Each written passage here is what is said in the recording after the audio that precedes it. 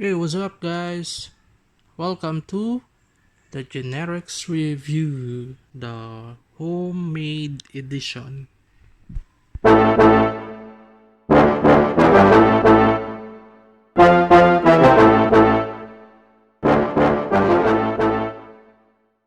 Hi, guys.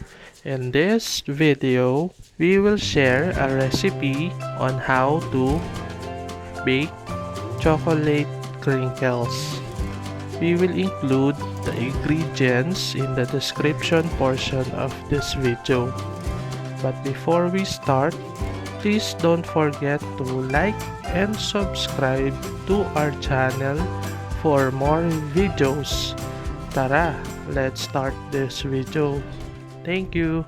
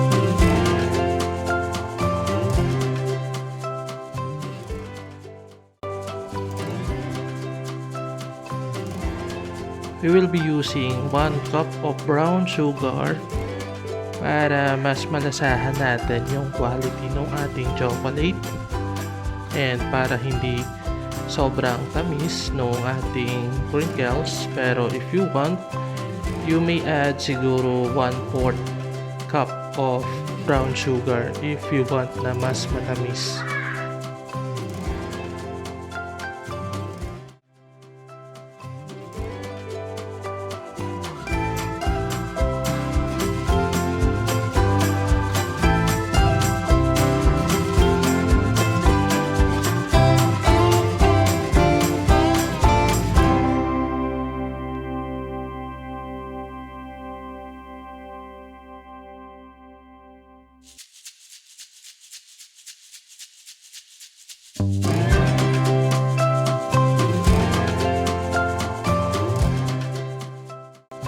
We will include in the description portion of this video the link on how to melt chocolate properly.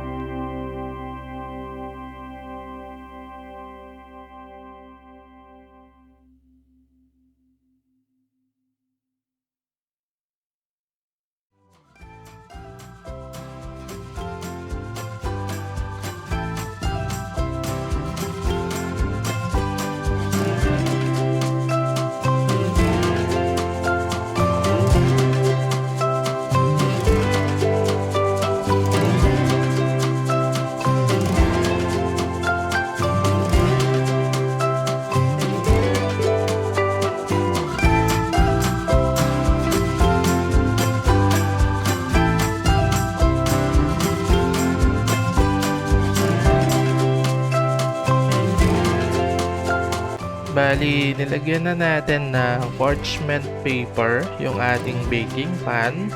And we will be using ice cream scoop sa pagkuha ng crinkles para equal yung magiging size ng ating mga crinkles.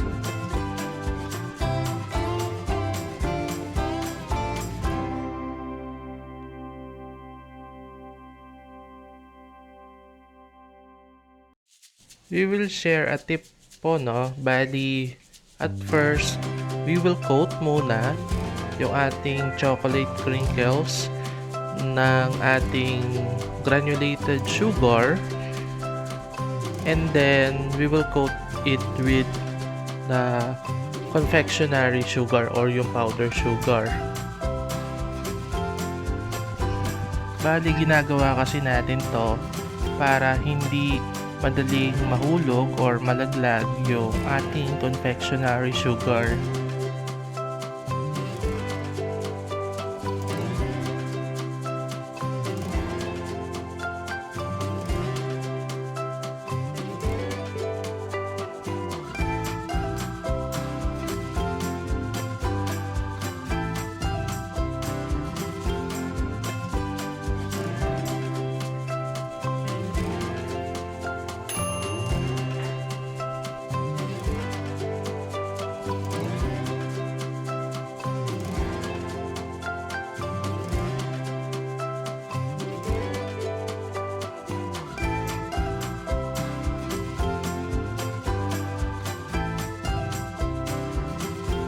As you can see, hindi ganun kadaling mahulog or mapagpag yung powder sugar.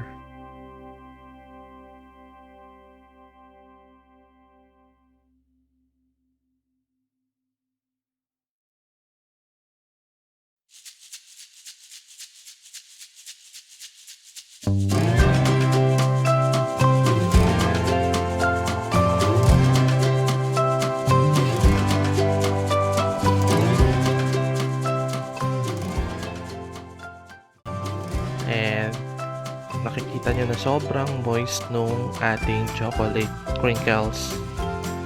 And that ends our video. Hopefully you like our video. Please don't forget to like and subscribe to our channel for more videos. Thank you.